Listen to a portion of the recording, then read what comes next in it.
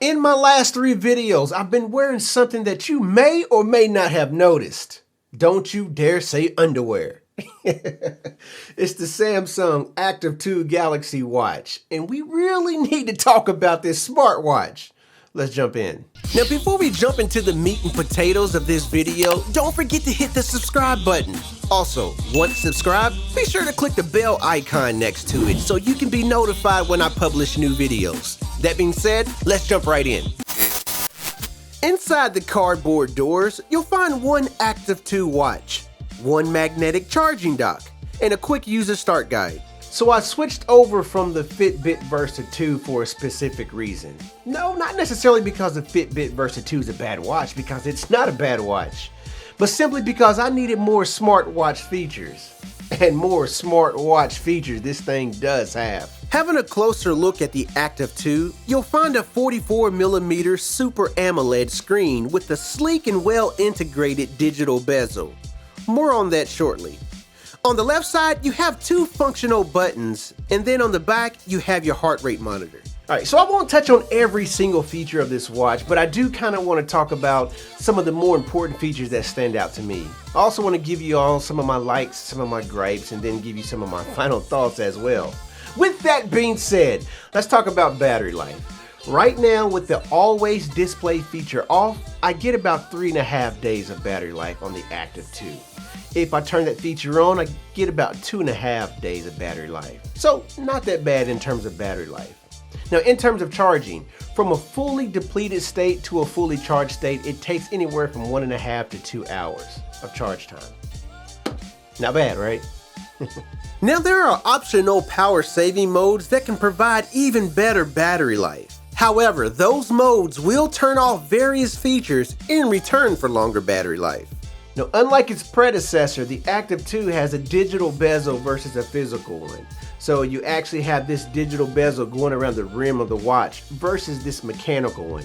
Now, what I really like about the digital one is that it feels realistic, right? If you have a manual bezel, you turn it and get that little click. With this digital one, you turn it and you get that little vibration as if it's mechanically clicking. So some people don't like it, some people prefer the mechanical one. To me, it doesn't really matter. It feels realistic, it works. You're still getting that additional form of navigation. So you can actually swipe to go throughout the menus, or you can use the digital bezel to go across the menus. It's a win-win. You also have all your expected fitness tracking capabilities. Steps, heart rate, calories burned, sleep tracking, workouts, and even more. Coming from a Fitbit, the Samsung GUI may take a little bit of getting used to, but nonetheless, it feels modern and intuitive. Now, one of my favorite features on this smartwatch is the hands-free talk feature. The Active 2 has a built-in microphone and speaker, and it allows you to talk hands-free without ever taking the phone out of your pocket.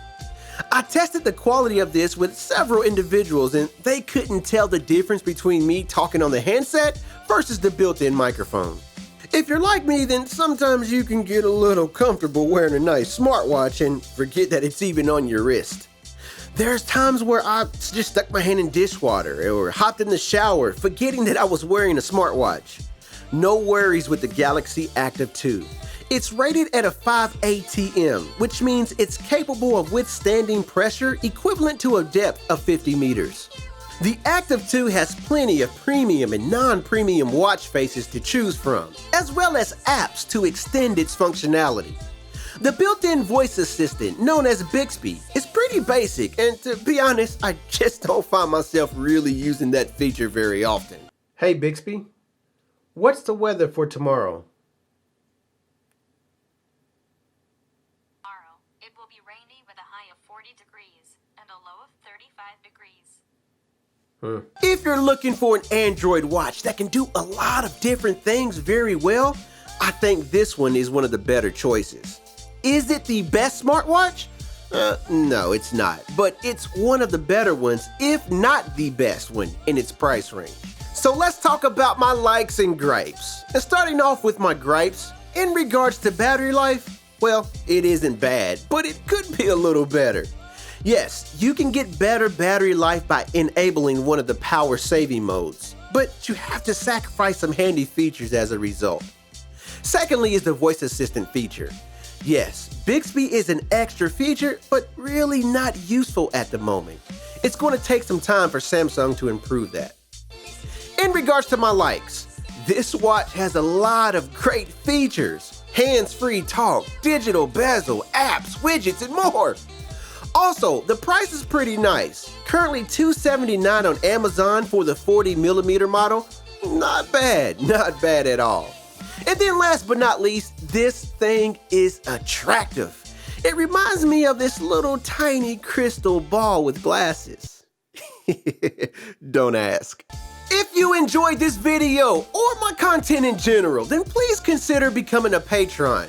I have just launched a Patreon page, and as a patron, you'll have access to exclusive content, including my music, behind-the-scenes footage, and personal vlogs that give you a peek into my personal life, and so much more.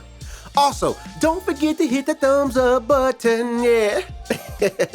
Don't forget to share this video on your social network and hit that thumbs up button as well. And if you're not subscribed to me, oh my goodness, we need to change that right now. I want you to become a part of my family, so go ahead and click that subscribe button. Comment below and let me know your thoughts, your questions, and concerns. I read them all, and that being said, I'll see you all in the next video. Sound you later.